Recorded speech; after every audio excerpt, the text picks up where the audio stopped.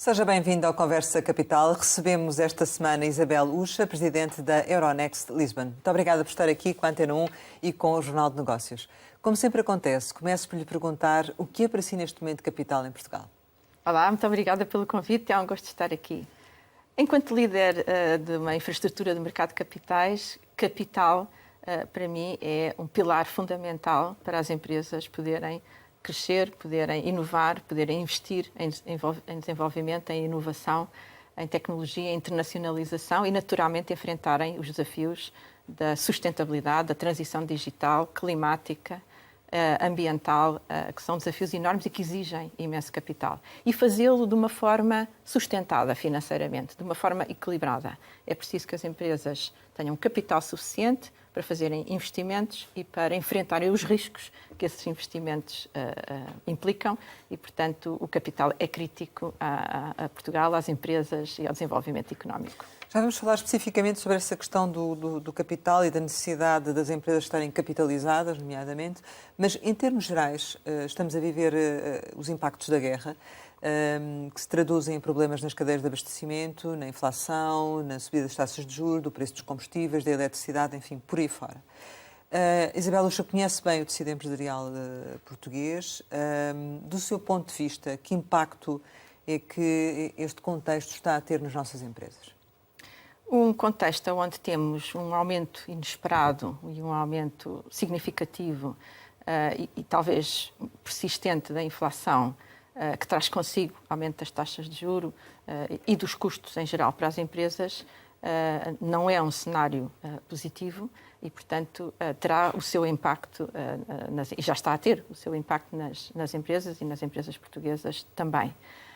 Dito isto, a economia portuguesa tem revelado, os dados económicos revelam alguma resiliência e continuam a ser positivos, quer em termos de crescimento económico, quer em termos do equilíbrio do mercado de trabalho, mas naturalmente não vamos ser imunes àquilo que é o contexto que estamos a viver. E se olharmos para o comportamento dos mercados, que eu acompanho com particular atenção, devido às minhas funções, verificamos que os índices de mercado têm estado pressionados, não é? Com alguma tendência de queda, e com volatilidade elevada, portanto, acima daquilo que é a volatilidade normal, digamos assim, dos mercados em circunstâncias mais estáveis. E isto antevê, de alguma maneira, porque os mercados antecipam, de alguma maneira, a evolução da economia real, antevê alguma desaceleração da economia nos próximos meses, mas com um cenário ainda muito incerto, porque quando a volatilidade está muito alta, significa que os investidores ainda têm muita incerteza sobre o que é que poderá acontecer, o que é, aliás, fácil de compreender, tendo em conta o contexto de guerra que estamos a viver e cujo desfecho ainda é muito difícil de antecipar. Em concreto, o que é que a preocupa nesse cenário futuro? Porque aqui no curto prazo, o Governo esta semana apresentou um pacote de medidas de apoio às empresas, no sentido de ajudar neste momento. Esse pacote vai ao encontro daquilo que elas realmente necessitam do seu ponto de vista, daquilo que é a sua experiência, e o que a preocupa nesse cenário futuro? O contexto que estamos a viver não é um contexto excepcional, é um choque externo, de alguma maneira inesperado, sobre a economia e, nesse sentido, irrelevante e com impacto negativo sobre algumas empresas, sobretudo as mais expostas ao custo energético, mas também sobre os cidadãos e, sobretudo, os cidadãos com rendimentos mais baixos, portanto, mais vulneráveis. Portanto, nesse sentido, os pacotes de medidas são justificados e são necessários para endereçar esse problema, portanto, são no bom sentido.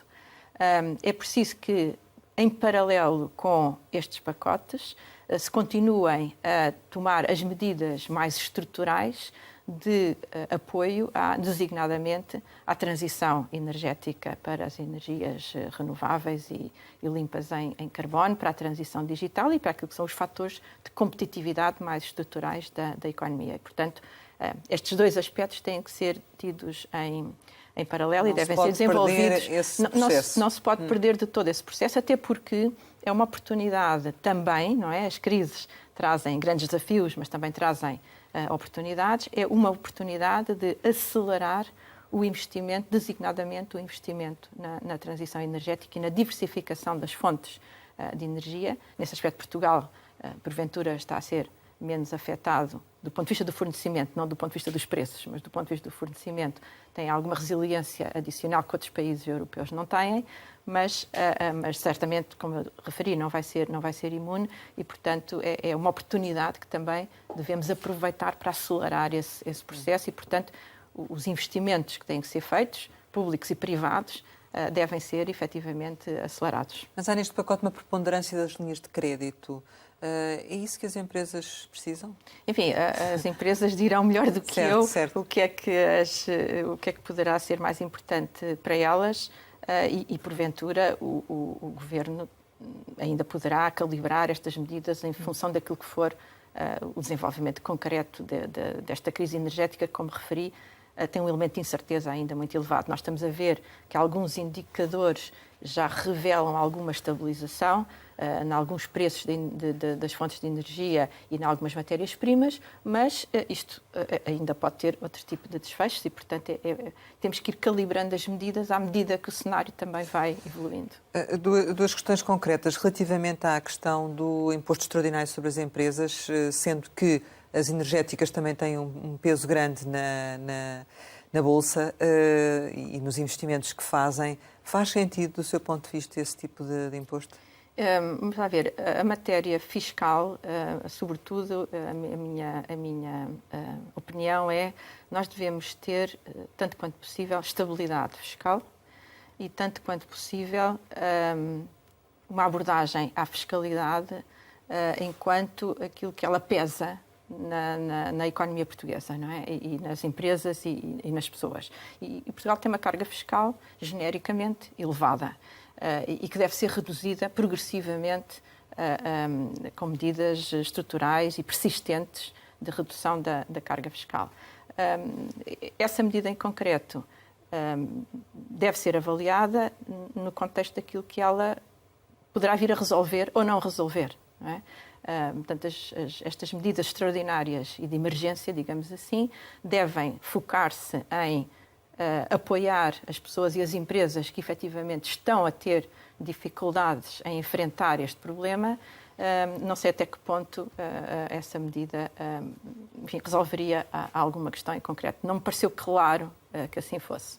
Portanto, pode não ser necessária não é? para o efeito que se fala de, enfim, de conseguir evitar que estas empresas arrecadem lucros para além do normal.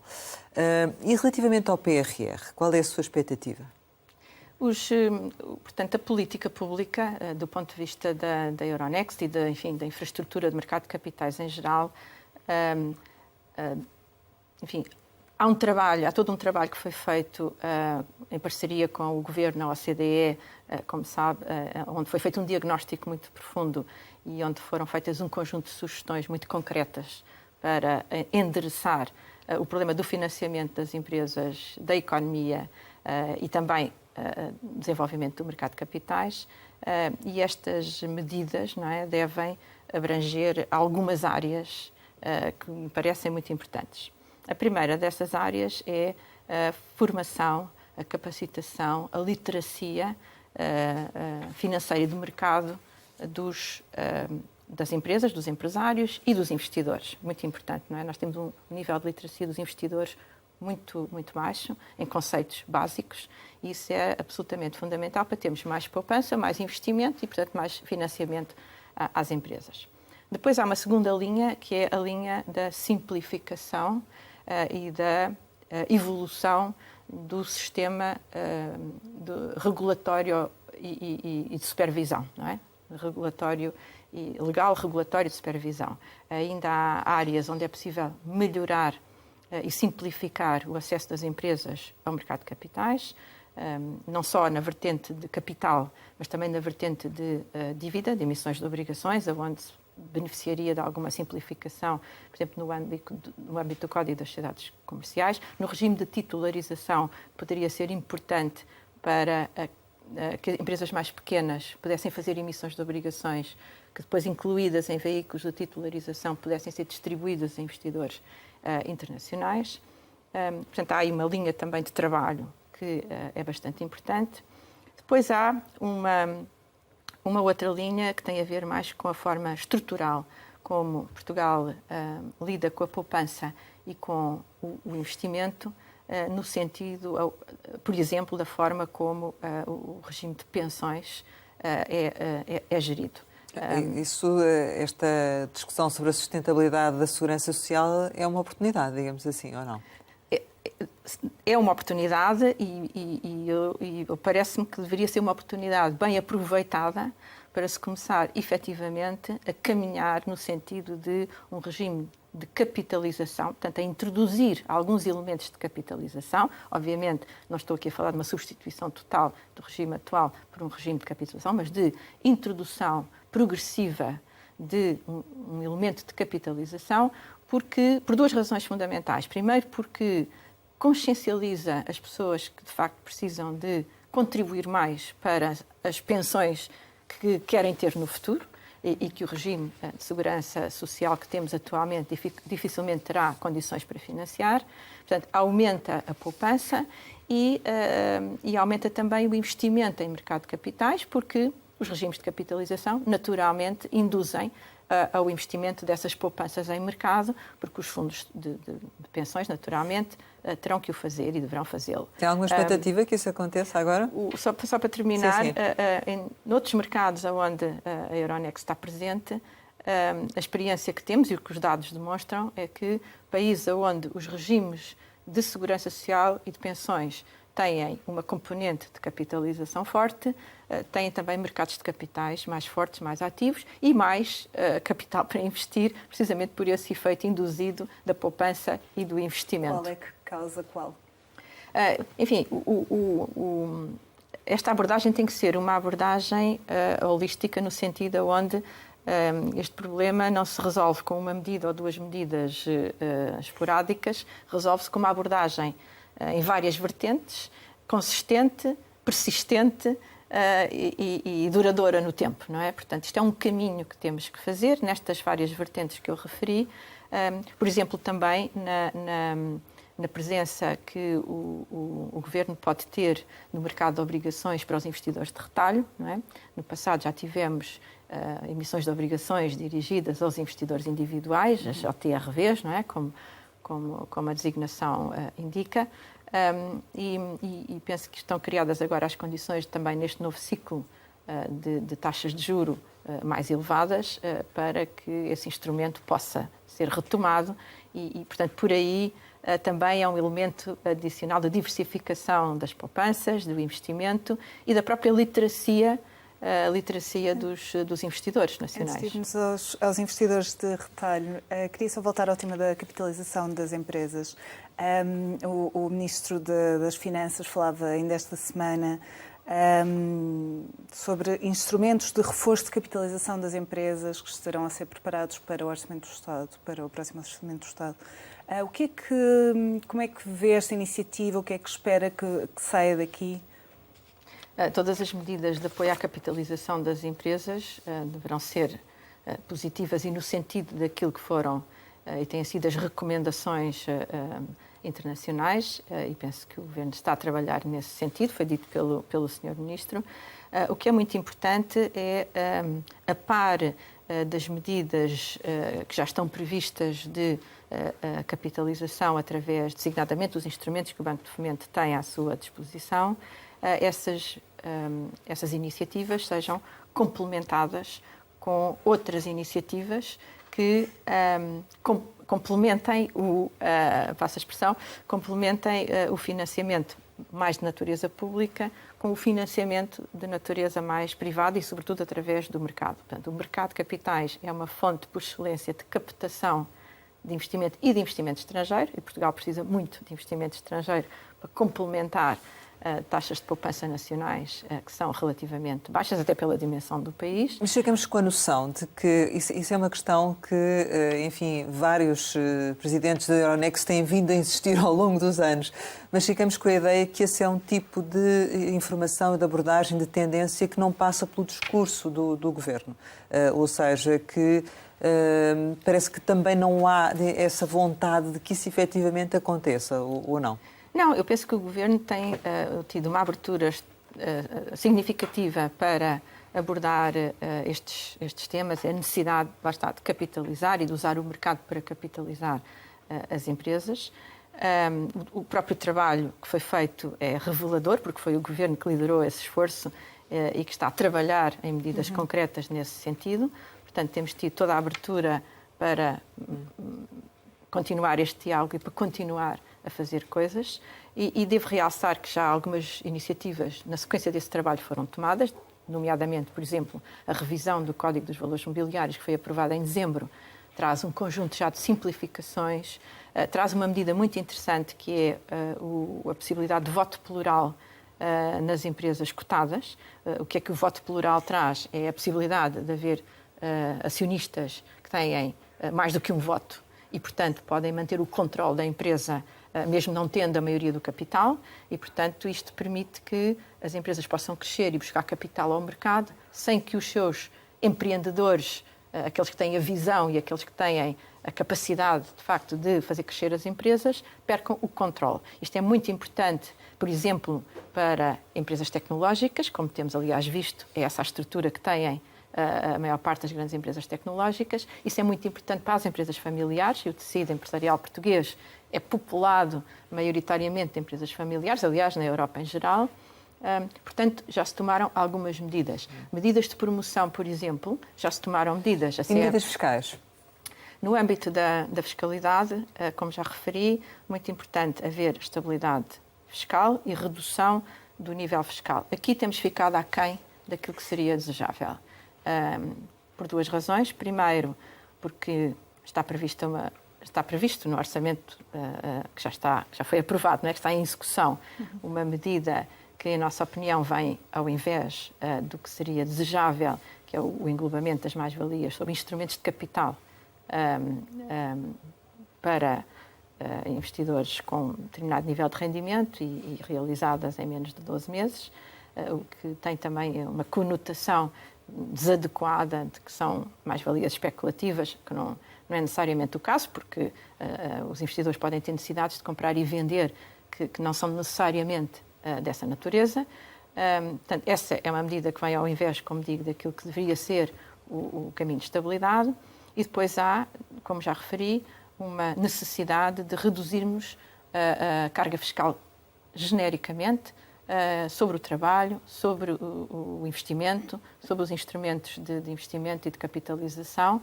E seria interessante, o próprio relatório da OCDE o reconhece, que se pudessem introduzir também alguns incentivos que, ainda de natureza transitória, porventura, pudessem incentivar a poupança e incentivar também uma maior relação dos investidores com o mercado de capitais.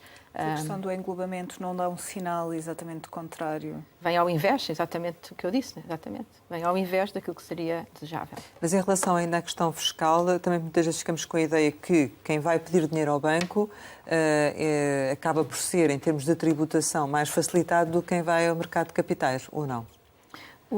Neste momento, essa relação já está mais equilibrada, porque já há um mecanismo, não é, de abatimento do custo do capital para efeitos de IRC.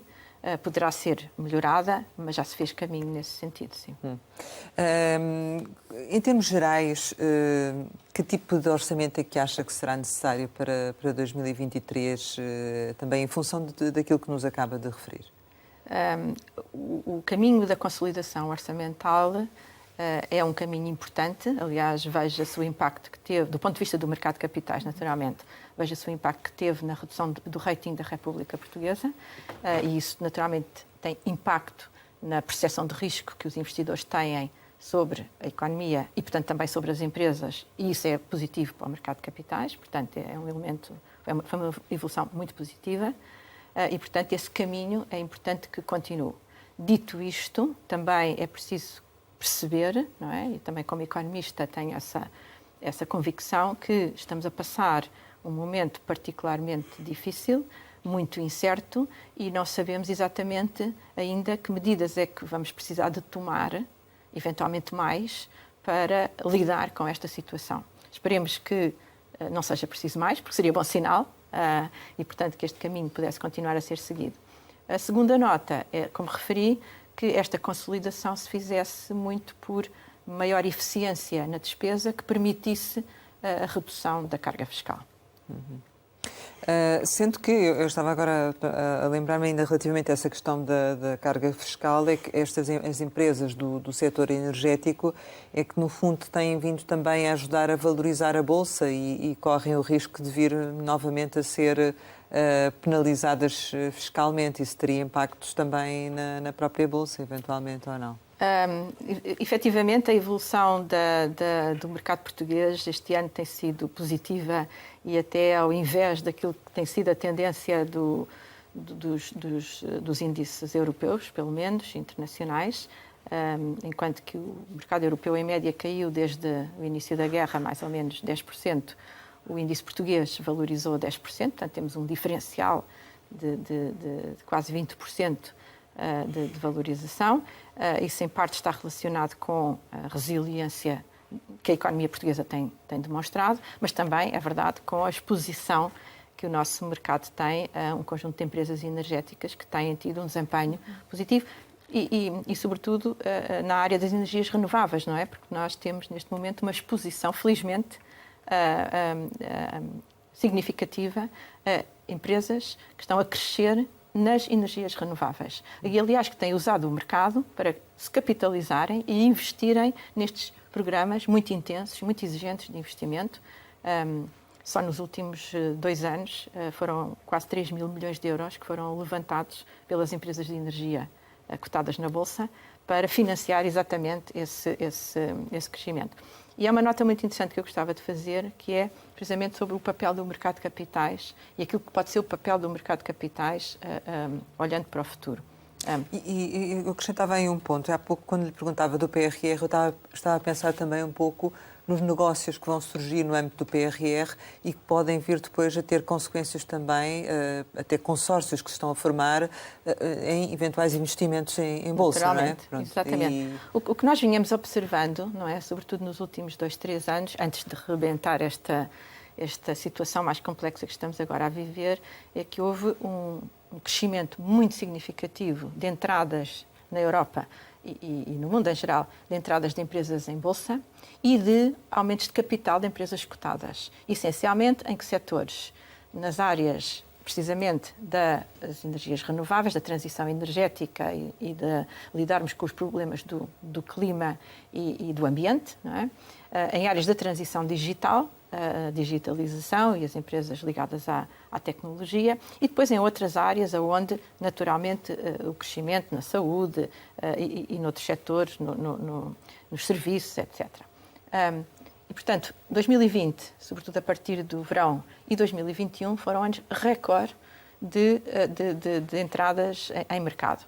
E, portanto, isto revela uma mudança, de alguma maneira, se calhar até um pouco estrutural, da percepção que existe sobre a necessidade de usar o mercado de capitais para financiar esta enorme transformação que se pretende fazer tão rapidamente quanto possível. E as empresas portuguesas cotadas também, tivemos uma nova empresa cotada também nesta lógica, também fizeram esse caminho, como referi, aproveitando esses aumentos de capital. Estamos a passar agora um momento complexo, sem dúvida, onde, enfim, o volume de transações, de operações abrandou, não o volume de negociação, mas o volume de transações abrandou, fruto deste contexto muito volátil. Neste momento, o mercado primário, ou seja, entradas de empresas em Bolsa, reduziu muito significativamente, não é? Continuamos a ter algumas operações na Europa, mas muito específicas e em setores muito concretos e onde o risco é percepcionado como sendo mais baixo. É normal nestes contextos de maior volatilidade, mas aquilo que eu espero e a minha leitura é de que, enfim, passado que seja um pouco esta tormenta, que nós voltemos a esta tendência que me parece muito mais estrutural de usar mais o mercado para financiar esta enorme transição. É essa a minha perspectiva, a minha leitura. O setor energético não pode ser um travão exatamente para essa retoma? Repare, enfim, a tributação, nós não devemos dar a relevância à tributação que ela não tem, não é? A tributação faz parte da vida das empresas, tem um determinado relevo, ainda que seja alterada, não parece que tenha, enfim, impacto estrutural neste caminho. Eventualmente pode afastar investimento estrangeiro? Pode afastar investimento neste sentido onde os investidores não gostam de surpresas e de instabilidade dos regimes fiscais e, portanto, se possível, devemos tentar manter essa estabilidade, como digo, sobretudo se tivermos folga por outras vias, como parece que temos, para endereçar os problemas que temos que endereçar, efetivamente. Falava das medidas fiscais, também da revisão do Código de Valores Mobiliários, que resulta já do trabalho de diagnóstico da OCDE. Esteve neste grupo de trabalho que seguiu ao diagnóstico. Que outras medidas é que tiveram um maior acolhimento dentro do grupo de trabalho que considera que possam avançar ou que desejaria que avançassem? Como eu já referi, há um conjunto de medidas de várias naturezas que são muito importantes. Primeira não por alguma ordem, mas há um conjunto de medidas que têm a ver com a informação, capacitação, literacia, quer dos empresários, quer dos investidores. E aqui já estamos a dar alguns passos. Por exemplo, a CMVM esta semana anunciou o Guia do Emitente, uma iniciativa bastante interessante. Vai fazer um roteiro no qual a Euronext também vai participar, uma espécie de roadshow, digamos assim, pelo país, junto das empresas, para promover, informar e captar empresas para o mercado de capitais. Nós também temos, enquanto Euronext, um conjunto de iniciativas muito vasto e vamos aumentá-las ainda mais em 2023.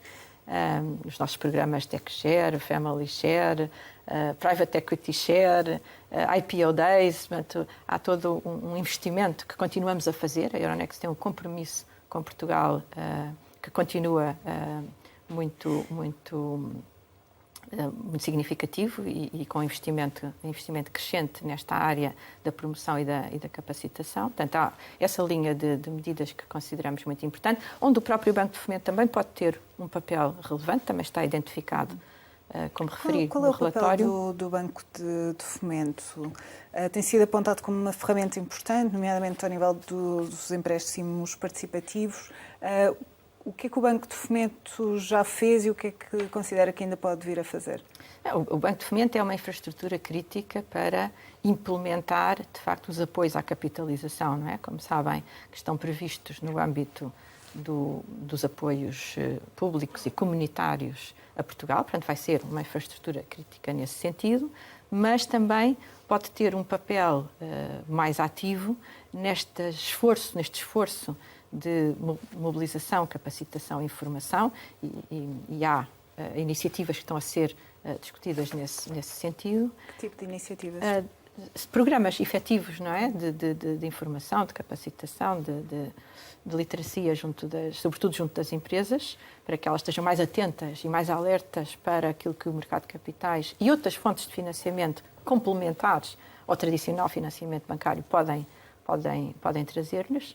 E pode ser também um elemento dinamizador do mercado de obrigações e das obrigações agrupadas, se quiser, nas modalidades que elas podem ter, não só como elemento coordenador do processo, porque são processos complexos que precisam de uma instituição financeira que os leve por diante e que consiga conjugar os vários parceiros que são necessários para montar esse tipo de operações e também usando o sistema de garantia mútua, que pode ser importante, sobretudo num contexto onde a percepção de risco económico é mais elevado, a garantia pode ajudar, não é? Uma garantia de carteira ou de uma parte do risco da carteira pode ajudar a mitigar essa percepção de risco e, portanto, a atrair também mais investidores por essa via. Portanto, o Banco de Fomento fez parte também do grupo de trabalho no âmbito deste processo.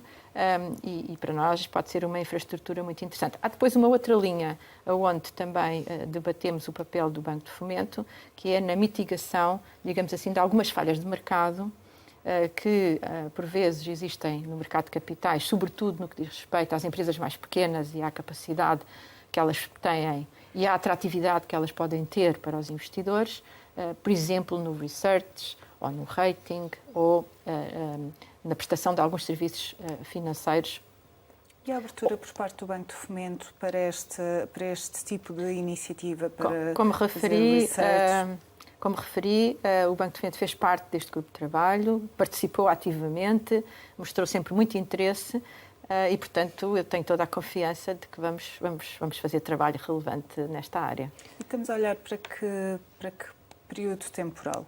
Espera que haja trabalho em parceria com o Banco de Fomento no próximo ano, nos próximos... Eu, como referi, este tipo de iniciativas são iniciativas que têm que ser persistentes, têm que ter um horizonte de médio e longo prazo e têm que ter alguma constância e perseverança, digamos assim, porque estamos a falar, enfim, de mudanças, de alguma maneira até estruturais, que levam o seu tempo a ser implementadas. Portanto, não temos um horizonte específico para esta ou para aquela iniciativa, mas naturalmente que queremos trabalhar em conjunto e concretizar tudo aquilo que for possível, tão rapidamente quanto possível. Este grupo de trabalho foi liderado pelo novo presidente do IGCP, Miguel Martín. Isso é uma vantagem ou uma desvantagem? Enfim, ele fez o seu trabalho muito bem, foi uma pessoa muito empenhada nesta equipa e neste trabalho e na liderança deste grupo. E agora tem, enfim, outro desafio pela frente. Eu só lhe posso desejar as maiores felicidades. Face ao atual contexto da inflação, podemos dizer que está, de certo modo, instalado um movimento de aversão ao risco ou ainda não chegámos a esse ponto? Aquilo que nós estamos a ver neste momento nos mercados, como já referi, é, por um lado, a maior volatilidade naquilo que é a evolução dos preços dos ativos financeiros e das ações em particular, mas também dos títulos de dívida, exatamente. E, portanto, essa volatilidade aumenta, é uma tradução, não é, de uma percepção de risco mais elevada por natureza. E, portanto, se me perguntar se os investidores estão mais avessos ao risco, esse é um indicador de que estarão. Em termos de volumes de negociação, nós estamos no primeiro semestre do ano cerca de 30% acima do que estávamos o ano passado, no mercado português, mas na Euronext em geral também. Portanto, nós estamos desalinhados daquilo que é a tendência nesse sentido dos mercados, mas essa liquidez também está muito relacionada com este contexto da volatilidade. Não é um sinal positivo de que os mercados estão a funcionar bem, mas não é necessariamente um sinal positivo de que a economia vá a reagir positivamente. E as tecnológicas é que estão a sentir mais essa quebra? Qual é o peso que têm, efetivamente? O mercado das empresas tecnológicas, de facto, tem sentido alguma correção, talvez em termos médios, superior à média do mercado. Também tinha tido crescimentos muito significativos anteriormente. O setor tecnológico é um setor que vai continuar a ser fundamental no mercado de trabalho. Estávamos aqui a falar sobre a importância da tecnologia ainda antes de começarmos esta entrevista. E eu gostava de referir que a Euronext tem uma função fundamental na Europa e em Portugal também queremos que tenha mais na atração e no apoio ao desenvolvimento das empresas tecnológicas de base europeia e, em Portugal, aquelas que têm alguma ligação a Portugal. Temos um conjunto de programas e de iniciativas que temos vindo a desenvolver. Este ano tomámos mais algumas dessas iniciativas, lançámos o segmento Tech Leaders, por exemplo, para as empresas tecnológicas já de maior dimensão e que precisam de um apoio mais especializado e queremos que elas tenham mais visibilidade junto dos investidores. Temos um programa de research especificamente para as empresas tecnológicas, em parceria com uma casa de research especializada, que é patrocinado pela Euronext. Vamos ter alguns campos de interação entre as empresas e os investidores internacionais, e vamos já fazer um em novembro, e, portanto, temos índices específicos para as empresas tecnológicas e vamos alargar essa oferta também de índices, onde empresas portuguesas já estão incluídas e vão ser ainda mais incluídas, assim também tínhamos mais empresas cotadas. Isso leva-me a perguntar-lhe, portanto, qual é a sua perspectiva relativamente ao volume de negócios do próximo semestre, em função daquilo que acabou de nos dizer. Tem vindo a crescer, porém, este segundo semestre como será?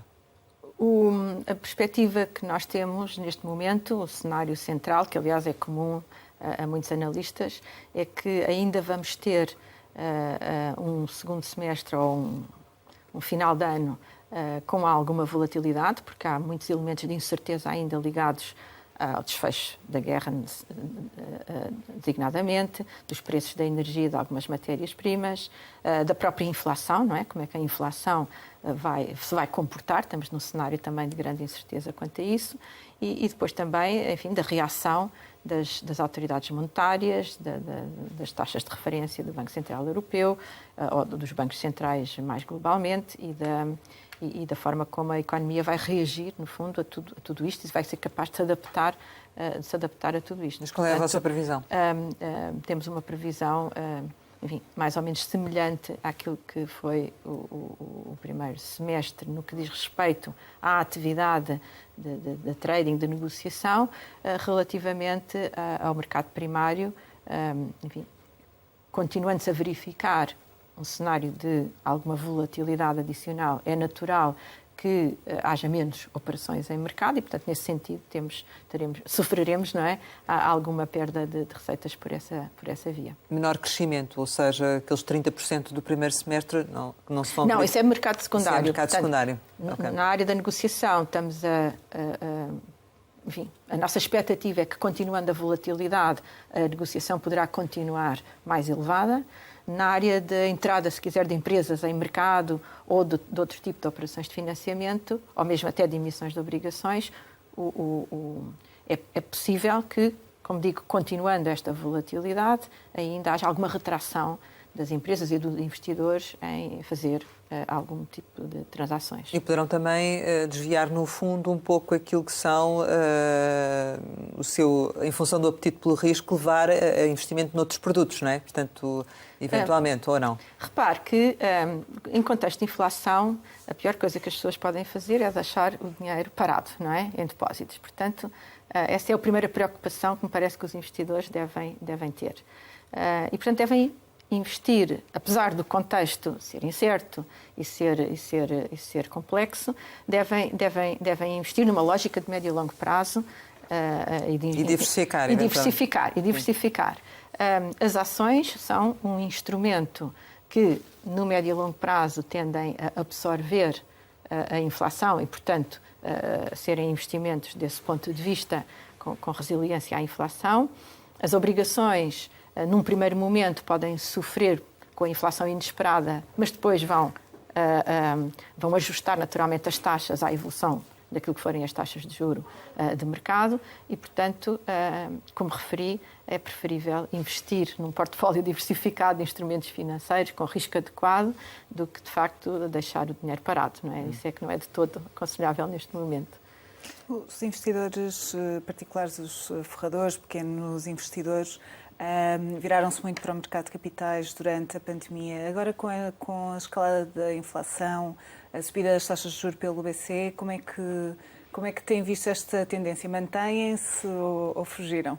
De facto, nós tivemos um aumento da participação dos investidores individuais, os chamados investidores de retalho, nos mercados de capitais em geral, não é? Portugal não foi exceção.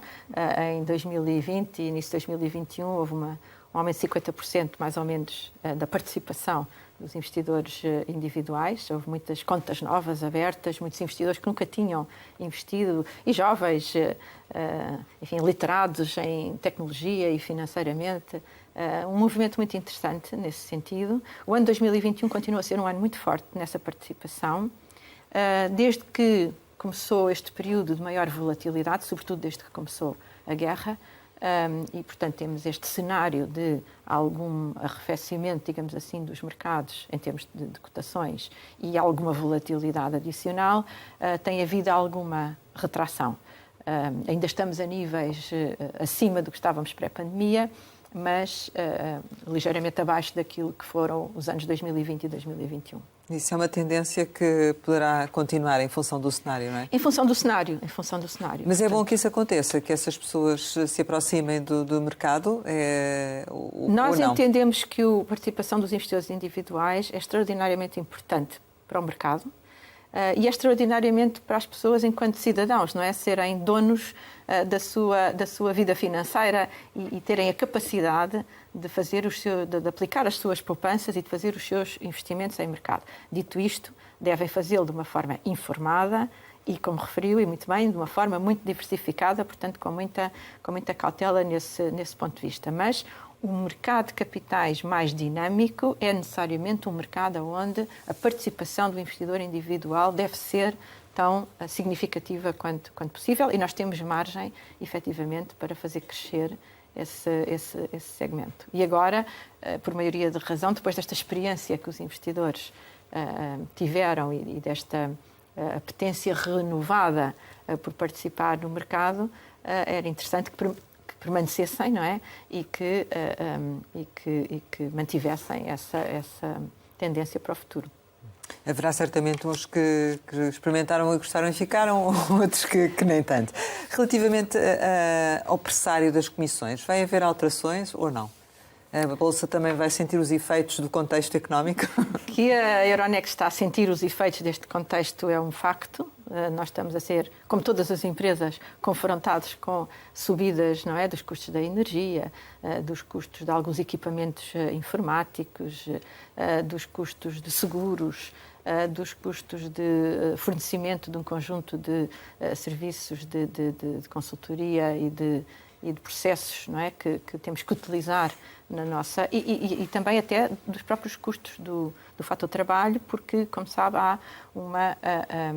há neste momento um mercado muito apertado, digamos assim, sobretudo num conjunto de perfis ligados à tecnologia. A Euronext é uma empresa muito tecnológica, não é? Porque nós tentamos automatizar e tornar mais eficiente, tanto quanto possível, toda a operativa do mercado de capitais. Temos feito muitos investimentos e vamos continuar a fazer nessa matéria e, portanto, estamos a sofrer naturalmente esse impacto e estamos a avaliar, e portanto neste momento não tenho nenhuma novidade quanto a isso, mas estamos a avaliar que impacto é que isso terá sobre a nossa política de pressário. Sendo que, como é que espera acabar o ano em termos também dos vossos próprios resultados? Como referi, estão a avaliar. O segundo, sim, estamos a avaliar estes cenários todos e o impacto que eles vão ter e há um impacto sobre custos que efetivamente se faz sentir e que nós teremos que absorver, como todas as empresas estão a ter que absorver. Temos negócios que estão a mostrar mais resiliência do que outros, portanto, no cômputo geral, por exemplo, o segundo trimestre, a evolução da atividade cresceu 2%, que é positiva, mas que não é, de facto, um valor elevado. Portanto, é um negócio relativamente resiliente. Estamos a contar que até ao final do ano o padrão se mantenha. Quais é que estão a correr bem e quais é que estão a correr mal? Como referi, o mercado primário, ou seja, a entrada de novas empresas, as novas emissões estão a sofrer mais, com este contexto mais volátil, mas há mais negociação em mercado secundário e, portanto, lá está, porque é fruto muito do ajustamento de carteiras que os próprios investidores estão a fazer e essa liquidez é muito positiva, não é? Para dar opções de saída, mas também de entrada, porque em cada venda há uma compra, não é? Opções de saída e opções de entrada que a liquidez proporciona e, portanto, o aumento da liquidez é sempre muito positivo para o mercado e para a economia, porque é uma válvula de saída e de entrada para os diversas tipologias de investidores. O PSI, que já foi PSI 20 e que agora já não é, recentemente foi alterado, em termos gerais... Há perspectiva, há pouco referia uma empresa que entrou recentemente, creio que se referia à Greenvolt, só para termos também essa indicação. Há operações em curso, há IPOs para aumentar ou não? Eu nunca me posso pronunciar sobre entradas futuras de empresas em mercado. Posso dizer que o contexto neste momento é um contexto difícil e também posso dizer que nós mantemos conversas e trabalho com algumas empresas, quer na vertente de emissões de obrigações, quer na vertente também de capital. Dito isto, o índice PSI teve uma alteração das suas regras em março deste ano. O objetivo foi tornar o índice mais forte, mais líquido, ou seja, manter o índice com empresas que têm mais liquidez e, portanto, mais atrativas. Porque regras índice, mais apertadas portanto, com regras um bocadinho mais apertadas, mas que ao mesmo tempo torna o índice e, portanto, torna o mercado português mais atrativo. Os investidores precisam... Os clientes do empresas índice, neste momento. Os clientes do índice são os investidores, não é? E, sobretudo, os investidores institucionais que indexam as suas carteiras por diversas vias aos índices. E, portanto, se os índices não forem investíveis, não forem líquidos, os investidores afastam-se deste índice. E essa é a gestão que nós temos que fazer. Nós gostávamos de ter o máximo possível de empresas no índice, mas temos que ter um número, efetivamente, que seja o número adequado, com as características adequadas para que o índice se torne atrativo. E este primeiro semestre, enfim, obviamente que os volumes de negociação estão muito dependentes do contexto que estamos a viver, mas o facto é que os volumes negociados aumentaram 30% face ao primeiro semestre do ano passado, que por sua vez já tinha sido um semestre extraordinariamente elevado. Portanto, não temos nenhum sinal, não é, de que a alteração que fizemos seja negativa, antes pelo contrário, o mercado está com muita liquidez e está com um desempenho também positivo este ano, apesar deste contexto todo difícil que estamos a viver. Esse dinamismo dos mercados também já percebemos que pode ajudar a captar mais, ou seja, o facto de, ainda assim, no meio de todo este cenário difícil, a Bolsa ter-se mantido menos negativa, isso significa também que a vossa perspectiva de vir a captar mais investimento estrangeiro, nomeadamente, e estão a trabalhar nesse sentido, ou não? Sim, repare. O mercado de capitais português, apesar de, por vezes, visivelmente, o número de empresas, por vezes, não ser muito elevado, mas são empresas muito significativas na economia portuguesa e com um peso significativo no PIB português, e esse peso até tem aumentado ligeiramente, mas tem diferentes importâncias, digamos assim, ou seja, há diferentes segmentos que são relevantes para o financiamento da economia portuguesa. Eu vou-vos dar só um número e explicar muito brevemente. Nos últimos 4, 5 anos, o mercado de capitais captou cerca de 10 mil milhões de euros para as empresas portuguesas. E já não estou a falar do financiamento do Estado e das autarquias, que também vem via mercado de capitais, mas só para as empresas, via capital e via emissões de dívida, obrigações. E este capital veio por diversas vias. Veio por aumentos de capital e entrada de empresas em mercado, veio por emissões de obrigações de empresas cotadas, que também fazem frequentemente emissões de obrigações, e diversas empresas não cotadas, que é uma realidade às vezes um bocadinho menos conhecida, mas nós temos empresas portuguesas de diversos setores que emitem obrigações em mercado, continuam a emitir e que também têm peso aqui. E depois, um outro elemento muito importante, que é o financiamento que os próprios bancos fazem em mercado de capitais através da securitização de carteiras de crédito que elas põem em veículos que depois vendem a investidores internacionais. E, portanto, é uma forma adicional de irem buscar investimento e investimento estrangeiro para as empresas portuguesas. E, portanto, estas várias vertentes, digamos assim, tornam o mercado de capitais relevante, não é? 10 mil milhões de euros é um valor significativo e vai continuar a ser, na minha perspectiva, e eu trabalho todos os dias para que seja mais significativo ainda. Portanto, acredita nisso. Estamos praticamente a concluir, mas há ainda aqui 2 ou 3 questões que gostava de lhe colocar. E uma tem a ver precisamente com aquilo que acaba de dizer e perguntar em relação ao mercado imobiliário. Também em função do atual contexto, se espera que isso venha a ter algum impacto? Relativamente ao mercado imobiliário, houve uma iniciativa muito interessante da qual nós também tomámos parte, que foi o regime das sociedades de investimento e gestão imobiliária, as SIGIs, que é um regime, por exemplo, paralelo ou parecido com aquilo que existe em em Espanha, o famoso regime das SOCIMIs. Temos uma empresa cotada, relativamente recente, espanhola, no mercado português, não é? Como sabem, e uma empresa relevante nesta área. E estamos em crer que este regime das SIGIs está a ser olhado com atenção por um conjunto de agentes e que poderão vir operações. Não consigo adiantar mais nada neste momento, certo, mas é esta a informação que tenho. Acha que este regime está a funcionar, está a ser positivo? Houve já uma empresa que se constituiu e que está cotada, Sim, como sabem, e como referi, há agentes que estão a olhar. É possível que depois deste processo, destas primeiras, tínhamos que limar algumas arestas no regime, mas na sua essência ele é muito semelhante aos regimes internacionais que existem, dos chamados REITs, não é? Dos Real Estate Investment Trusts, que é um regime standard internacional. O nosso regime é muito semelhante a esses regimes e, portanto, não vejo razão, não é, para que não se possam realizar operações nos mesmos moldes que se têm feito, não é, nos mercados financeiros internacionais. E a criação de SINFs ou os SPAC, por exemplo? São mais instrumentos que estão disponíveis. A clarificação do regime das SPACs feito pela CMVM penso que foi muito positiva, porque permite dizer com clareza qual é o regime que se aplica e veio clarificar que não é preciso aprovarmos nem alterarmos mais nenhum regime jurídico para podermos realizar SPACs. Agora,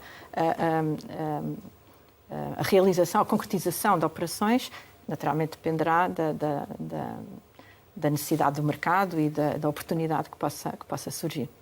A crise da Fosun pode vir a ter algum impacto também, ou não?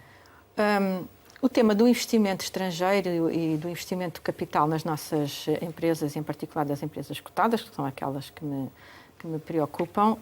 No caso, estamos a falar aqui do BCP, não é? Que pode é um tema muito relevante para o qual eu gostaria de dizer só duas coisas. Primeiro, a livre circulação de capitais, assim como de pessoas, assim como de bens, é um valor económico em si, não é? Ou seja, aquilo que se tem provado ao longo da história económica é de que as economias mais abertas têm mais oportunidades e, portanto, crescem mais. Dito isto, a resiliência dos investidores em empresas cotadas e em empresas críticas e em empresas consideradas estratégicas para os países, falo genericamente, é uma preocupação que deve efetivamente existir, quer nas entidades reguladoras que possam ter uma palavra a dizer sobre essa matéria, quer nos governos enquanto detentores da política de investimento estrangeiro. Nós estamos também num contexto europeu onde estas realidades da circulação de capitais têm uma regulamentação própria e, portanto, têm que ser vistas também nesse quadro. Portanto, é uma matéria relevante, importante, mas cabe aos reguladores, no caso em que eles têm uma palavra a dizer sobre essa matéria, e aos governos naquilo que eles podem fazer em matéria de política externa relativamente ao investimento estrangeiro, tomarem as medidas que acharem adequadas. Mas o que é que isso impacta na Bolsa? Ou seja, do seu ponto de vista, o que é que eventualmente poderia ser feito ou que cautelas até devem ser tomadas? Enfim, não me cabe a mim, até porque não tenho conhecimento detalhado nem da situação concreta ou das situações concretas, nem quero comentá-las, porque não entendo que não é essa a minha função. Como referi, é a resiliência, a solidez dos investidores, sobretudo os investidores de referência nas empresas cotadas, no sistema bancário, é um tema relevante e, portanto, deve ser dada atenção ao tema, mas, como referi, há outras autoridades que têm esse papel que não sou eu. Portanto, não quero adiantar o que é que se pode fazer, eventualmente. Uma outra curiosidade que tenho, antes de concluirmos, tem a ver com um índice que é a Euronext Low Carbon, e em função do que estamos a viver neste momento, destas opções de deixar de apostar nas renováveis, mas ao mesmo tempo, em função da guerra, a dependência que ainda existe dos combustíveis fósseis, como é que se está a comportar e o que é que tem acontecido? Deixe-me só aproveitar esta oportunidade para muito brevemente dizer que a Euronext anunciou este ano o seu compromisso carbono zero em 2030 e em 2040, portanto com 2 etapas, e portanto é uma infraestrutura de mercado, obviamente líder também nesta matéria, e temos vindo a desenvolver um conjunto de produtos e serviços nos quais se incluem os índices de sustentabilidade, índices com critérios de sustentabilidade, para facilitar precisamente a transição energética, por exemplo, mas também todos os problemas ligados à economia circular, à água, e até temas sociais e até temas de governance. Portanto, nós temos neste momento um leque de índices muito alargado, temos mais de 100 índices ligados a temas de sustentabilidade. O Low Carbon 100 é apenas um desses índices e um dos mais relevantes. E também para dizer que temos empresas portuguesas incluídas em 30 destes índices de sustentabilidade. Portanto, isto está a dar às nossas empresas cotadas, aquelas que fazem parte destes índices, uma visibilidade também adicional e um interesse adicional nos investidores, que são cada vez mais, que têm preocupações com estes índices. Curiosamente, os índices sustentáveis têm tido um bom desempenho neste sentido relativo, face à evolução do mercado. Claro que não são imunes ao contexto que estamos a viver, mas têm desempenho. Mas tem a ideia que a necessidade de apostar nesta transição, em função daquilo que têm sido os investimentos nestes índices, persiste, é isso? Persiste. Não se mudou a lógica? Não, de todo. Aliás, por exemplo, na emissão de obrigações, que é um indicador concreto que eu posso dar, nós temos emissões sustentáveis, não é? As green bonds, as social bonds, as obrigações ligadas à sustentabilidade têm vindo a crescer substancialmente, e neste primeiro semestre, onde as emissões de obrigações caíram foi o desempenho do ano passado, porque o mercado, como referiste, está menos ativo no mercado primário, nas emissões. Apesar de tudo, as emissões de obrigações sustentáveis caíram menos, foram mais resilientes do que as outras. Porquê? Porque os investidores ainda têm que fazer investimentos, e quando fazem investimentos continuam a revelar uma preferência crescente por este tipo de investimentos, o que é muito positivo. Um bom sinal, é um bom sinal no meio para enfrentarmos os desafios mais estruturais que temos pela frente. E por isso, para concluirmos, eu perguntava-lhe quando é que, do seu ponto de vista, estão reunidas as condições para uma melhoria do sentimento dos mercados, em função do contexto atual? O sentimento dos mercados vai evoluindo dia a dia em função da evolução dos indicadores económicos que estão a sair, não é, todos os dias, e a evolução da inflação, e a evolução dos preços da energia, e a evolução da forma como as empresas estão a lidar com esta realidade, e de alguma maneira também a forma como as autoridades, sejam os governos, os bancos centrais, também vão lidando e vão conseguindo endereçar. Como disse, o cenário continua muito volátil e, portanto, cada dia é um dia, e temos que ir acompanhando diariamente, eu diria, a evolução para irmos percebendo exatamente onde é que vamos chegar. Dito isto, as previsões mais recentes para a economia portuguesa e para a economia europeia são de crescimento económico ainda significativo este ano, muito significativo, aliás, ainda este ano, e em particular em Portugal. Há alguma desaceleração para 2023 e 2024 ainda, mas não temos cenários, de acordo com as previsões das organizações internacionais que fazem previsões de referência, não temos cenários ainda de recessão em cima da mesa. Não quer dizer que não possa acontecer. Portanto, o sentimento dos investidores vai estar necessariamente ligado àquilo que vão sendo os indicadores, e, portanto, vamos ter que ir lidando com eles. Eu gostava só de fazer uma nota também, breve, antes de terminarmos, sobre o papel da Euronext em Portugal. Esta é uma oportunidade também para o fazer. Nós temos, como referi, um compromisso muito importante com o mercado e o desenvolvimento do mercado, mas temos uma presença que também vai para lá desse papel, e é uma presença cada vez mais relevante, que tem a ver com o nosso centro tecnológico.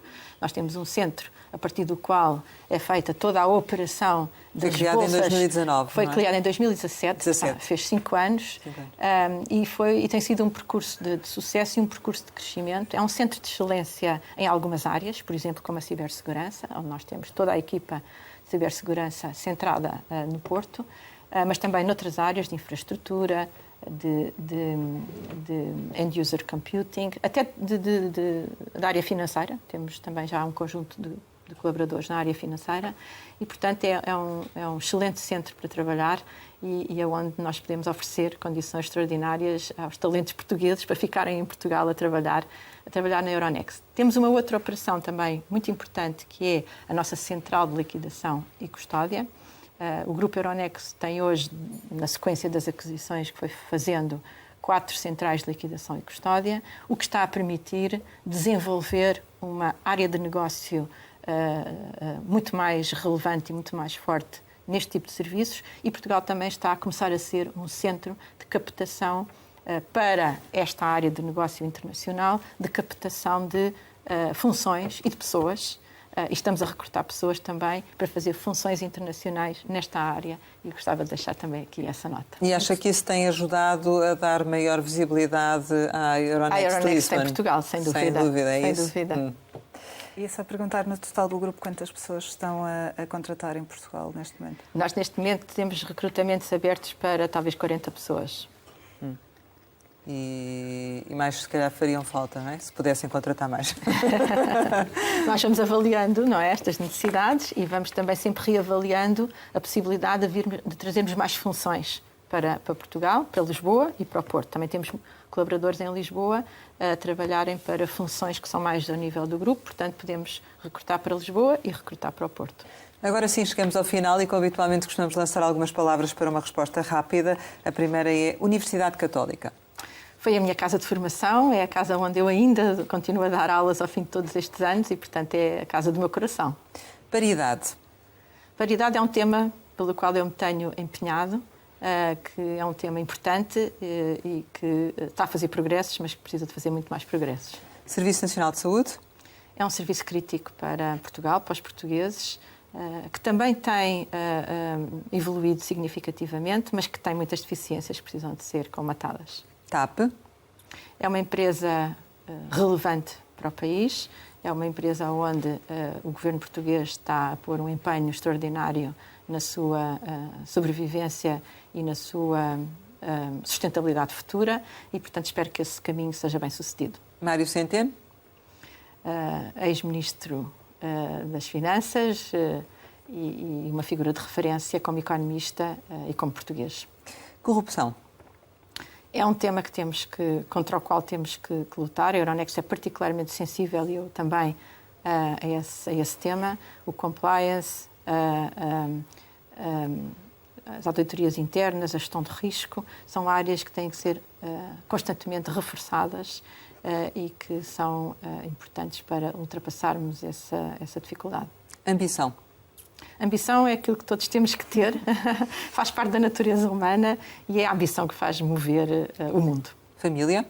Família é um pilar fundamental da minha vida, em particular, sem a qual acho que nunca teria feito o percurso que fiz. Futuro.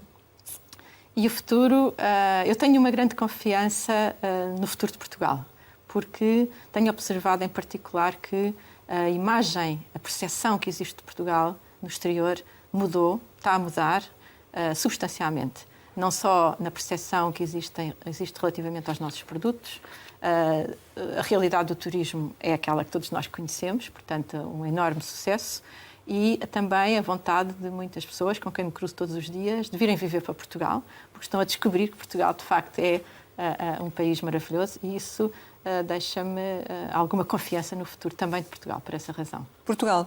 E Portugal é o meu país, é o país naturalmente do meu coração, onde eu, enfim, dediquei a maior parte da minha vida profissional e pessoal e, como disse, tenho imensa confiança no futuro de Portugal. Isabel Lucha, muito obrigada por ter estado aqui no Conversa Capital. Pode rever o Conversa Capital com a Presidente da Euronext Lisbon em www.rtp.pt. Regressamos para a semana, sempre neste dia, esta hora, e claro, contamos consigo.